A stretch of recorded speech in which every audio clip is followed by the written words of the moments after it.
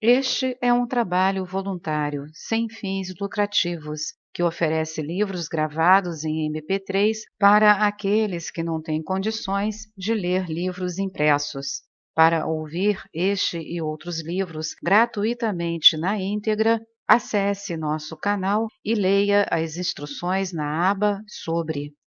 Este livro foi gravado para o uso exclusivo da pessoa com deficiência visual, não podendo ser comercializado de acordo com a Lei nº 9.610, de 19 de fevereiro de 1998.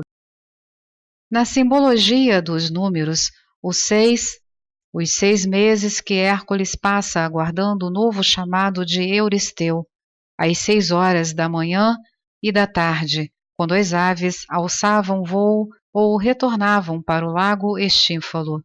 Representa aqui a conclusão de um trabalho perfeito. Foi no 6º dia que Deus concluiu todo o trabalho e sua criação, e descansou no 7º. Um trabalho só é perfeito quando elaborado obedecendo-se ao equilíbrio das leis divinas, portanto com a ajuda de Deus. Isto foi o que aconteceu com Hércules neste trabalho. Em cada trabalho que realiza, vai Hércules subindo a escada da evolução espiritual.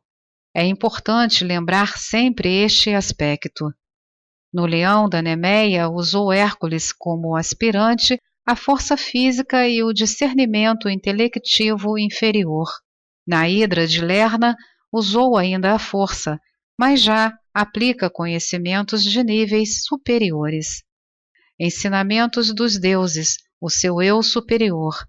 Na corça dos chifres de ouro, embora em condições deformadas, dor e sofrimento da corça, ele se depara com a presença divina, a beleza da corça, propriedade de uma deusa, e logo depois enfrenta a ira da própria divindade, a deusa Ártemis. No javali do Erimanto, ele já, um discípulo, percebe logo o engano de Euristeu no tocante à monstruosidade do javali do Erimanto. Sente intuitivamente a presença divina por todos os lugares por onde vai passando, identifica as pegadas do javali na Branca Neve, aguarda pacientemente a entrada da caverna, a réstia do sol, para iluminar o javali adormecido. Neste trabalho, ele, discípulo avançado na senda, tem despertada em sua consciência a visão reveladora dos perigos de destruição da humanidade pelas horrendas aves do lago Estínfalo. Sozinho, desesperado, impotente para enfrentá-las, cumprir a missão, implora ajuda a Zeus. E é atendido. 4 poderosos deuses descem à sua presença. Colocam-lhe nas mãos o símbolo, única arma que pôde vencer as tremendas aves. No grau evolutivo em que Hércules se encontra, tem já um relacionamento direto com as forças divinas. E isto acontece na caminhada evolutiva de todos os seres humanos. Quando iniciamos a caminhada na busca da nossa evolução espiritual, as forças divinas acorrem ao nosso encontro, abrindo novas perspectivas em nosso caminhar. A presença divina por vezes é tão grande, tão clara, que chegamos às vezes até nos surpreender ou até nos espantar. Tais ajudas, claramente manifestadas, dão-nos novos estímulos para o prosseguimento no caminho e reforçam em nós a certeza das verdades que buscamos. Neste trabalho, é bem maior em Hércules a percepção das coisas divinas, e ele já pôde perceber, no estágio em que se encontra, os meandros que o estão conduzindo aos mistérios dos mundos espirituais. Inspirado por uma visão mística dos perigos que corre todo o reino e, por extensão, toda a Grécia, o mundo então conhecido, e impotente para agir, ele chora, e chora copiosamente. Chora porque percebe, de repente, serem aquelas ferozes aves surgidas das águas do lago Estínfalo as emoções humanas. Nos ensinamentos místicos, a água simboliza sempre as emoções humanas.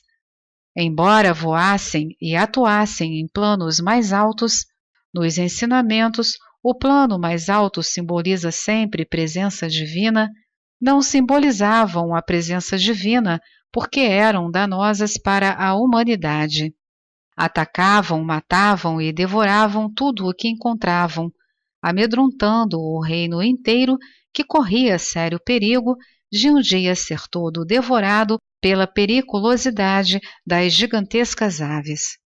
Percebe Hércules na sua visão mística serem aquelas aves as emoções coletivas negativas exacerbadas, formas pensamentos que geram poderosa egrégora no plano astral. Ao mesmo tempo, causa e efeito do karma mundial. São elas as responsáveis, agindo sobre os seres humanos, pelas grandes comoções que envolvem a humanidade. As guerras, as grandes hecatombes, os genocídios, conflitos raciais, lutas religiosas que levam ao massacre milhares ou até mesmo milhões de inocentes, deturpando e deformando barbaramente todo o sentido de fraternidade que rege os princípios divinos e pondo em risco a sobrevivência da própria humanidade. Ao crepúsculo do anoitecer, elas se escondem nas águas do lago.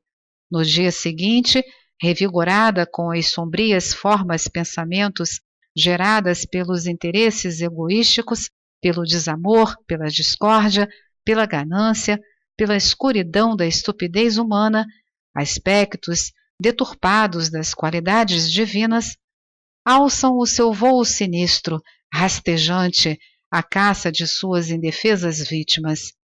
E nesses voos se espalham pelo mundo inteiro, não respeitando fronteiras, porque alimentadas por toda parte, levando consigo o assombro, o desespero à humanidade inconsciente e passiva. E Hércules, como um discípulo avançado na senda da evolução crística, chora, e chora desesperado, porque sabe que elas atuam fora do nível terreno, além do plano físico. Ele sabe que elas agem no plano astral e ele as vê, mas, impotente, não tem como enfrentá-las. São elas invulneráveis às suas flechas. E o que fazer então? É a hora de apelarmos desesperados para a misericórdia de Deus e em comovedor pranto implorarmos sua ajuda. É a hora de usarmos, transformadas em fiates de luz, todas as flechas da nossa aljava, de acionarmos com repetidos mantras o símbolo da fé, presente dos deuses, de fortalecermos-nos com a proteção dos mestres espirituais, simbolizados pelos deuses Atenas, Apolo, Hermes, Éfesto, seres iluminados que já foram humanos como nós e como Hércules percorreram o caminho que os levou à ascensão e à imortalidade. Habitam hoje, como deuses, os planos superiores e socorrem os seres humanos nos momentos de suas maiores aflições e chamamentos. Ensinam-nos, orientam-nos, instruem-nos sobre o caminho a seguir e amorosamente aguardam que encontremos a senda que eles mesmos percorreram e que nos levará de volta à nossa original e eterna morada.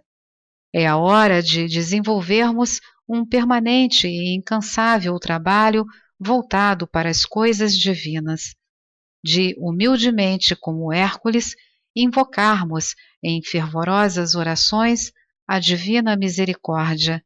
É a hora de repetirmos em uníssono e incansavelmente poderosos mantras, fiates, chamados e decretos, de realizarmos constantes práticas de rituais religiosos, de exercitarmos uma consciência meditativa voltada contritamente para os planos superiores.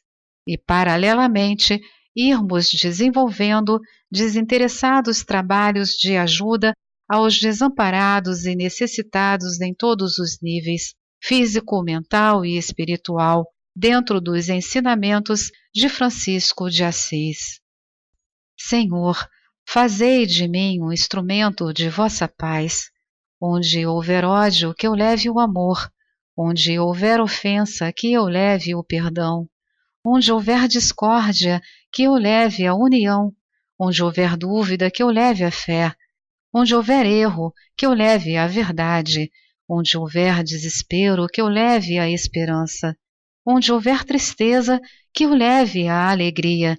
Onde houver treva, que eu leve a luz. Mestre, fazei com que eu procure mais consolar do que ser consolado, compreender que ser compreendido, amar que ser amado, pois é dando que se recebe, é perdoando que se é perdoado, e morrendo é que se vive para a vida eterna. E, inspirado nestas palavras de grande saber, cultivarmos aquele profundo sentimento de amor pela humanidade inteira, único instrumento capaz de conduzir o ser humano ao encontro de Deus, como nos ensina o apóstolo Paulo. Ainda que eu fale a língua dos homens e dos anjos, se não tiver amor, serei como um bronze que soa, ou como o símbolo que retine. Ainda que tenha o dom de profetizar e conheça todos os mistérios e toda a ciência, e ainda que eu tenha tamanha fé a ponto de transportar montes, se não tiver amor, nada serei. E ainda que eu distribua todos os meus bens entre os pobres, e ainda que entregue o meu próprio corpo para ser queimado, se não tiver amor, nada disso aproveitarei. Seguindo assim as pegadas dos grandes mestres espirituais, mantermos acesa, equilibrada, no mais profundo do nosso coração, a chamatrina da fé, da sabedoria e do amor, e deixarmos-nos envolver pela mensagem maior do amai o próximo como a ti mesmo, para então lograrmos assistir deslumbrados, porque deslumbrados ficamos como Hércules ao percebermos a magnitude das obras de Deus, a queda mortal das aves do lago Estínfalo. Ficar atento, observando todas as manhãs o movimento das aves. É saber usar na hora oportuna as dádivas, o símbolo que as forças divinas colocam em nossas mãos. Ficar atento, vigiar sempre para não usar de maneira errada, orgulhosamente, arrogantemente, as forças superiores, nem empregar os conhecimentos adquiridos em magia negra. Não atirar pérolas aos porcos, insistindo em passar de modo, às vezes, exibicionista, os ensinamentos espirituais a pessoas desinteressadas que ainda não possuam nível nem sensibilidade para entendê-los. Aplicar os ensinamentos exatamente como foram passados, sem deformações. Se Hércules acionasse o símbolo na hora errada, ele não teria eliminado as aves do lago Estínfalo. Na hora certa em que o teu coração ditar, bate este símbolo. O nosso eu superior, o mestre interno, o ponto mais central da centelha divina que temos dentro de nós, seres humanos, tudo sabe, e leva-nos sempre a fazer, ou não, determinadas coisas no momento adequado, tomarmos determinada decisão que sentirmos correta, embora nem sequer saibamos, às vezes, o porquê de tais e quais decisões terem sido tomadas. É a chamada voz do coração, o nosso eu superior que dentro de nós orienta-nos, a uns mais, a outros menos, a depender do grau evolutivo de cada um, nas opções a serem escolhidas. O retinir do som que não ouvirás será tão terrível que verás o resultado. Hércules não ouviu o incrível retinir das vibrações do símbolo que desnorteou as aves, porque dos atos divinos nós somente conseguimos ver ou sentir os resultados finais. Somos impotentes em nossa imensa pequenez para acompanharmos o processo das realizações divinas. No solo, não vemos o processo do desenvolvimento das sementes, já vemos a flor. Atirar flechas enquanto as aves se chocam, atordoadas no espaço. Conseguida uma ajuda divina pedida, não devemos ficar parados de braços cruzados, apenas confiantes em Deus e esperando que tudo aconteça. Devemos, com as flechas de nossa aljava, colaborarmos com as forças divinas. É o faz a tua parte que te ajudarei, bíblico, para merecermos a graça da ajuda pedida. Voltar ao pântano de Lerna para envenenar as setas. Representa nossas voltas ao passado, nesta ou em outras encarnações, as conexões entre um fato e outro de um mesmo mito ou entre diferentes mitos, que vão gerar efeitos, às vezes kármicos, em nossas vidas no futuro ou em futuras encarnações.